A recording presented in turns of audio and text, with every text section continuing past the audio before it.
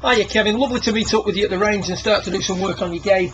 As promised, just a quick recap on the key points that we covered now.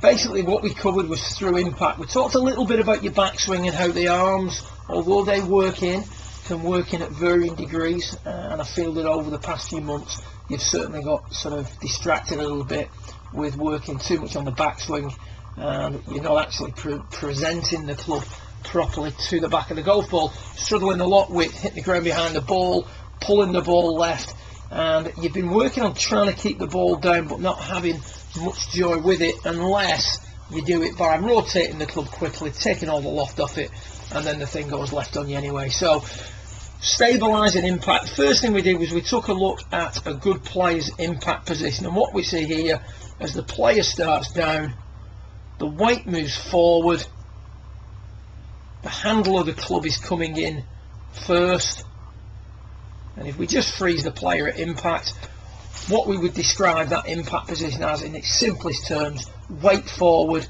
hands forward. So those two aspects are what we're looking for in the impact position in regards to you and stabilising your club face and controlling your low point. We take a little look at the start of the session. Backswing more than adequate for the golf you want to play. We will tidy that up as we go. But the key thing here is, as we come into impact, club head starts to get thrown at the golf ball very, very quickly. See, from the top, club starts to overtake the hands. In order for you to do this successfully, the weight stays back. And if we look at your impact position now, we're simply going to describe that as weight back and handle back. So we've got to get that weight further forward, and we've got to get the shaft leaning forward more. So handle forward and weight forward. Control the low point, improve your ability to hit out at the golf ball, and stabilise your club face. So we spent a little bit of time just isolating the impact position, and the way we did that was just make some little swings with about 80% of the weight forward and the handle push forward, almost presetting the impact position that we see here on the top right. After 20 or 30 minutes of that, this is what we ended up with, and again, it's not the finished article, but it's far, far better than what we had before. Weight starts to move forward, club isn't being thrown at the golf ball quite as early, and as we come into impact now,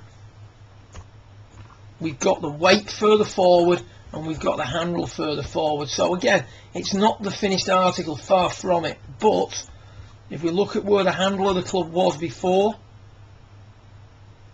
it's well back.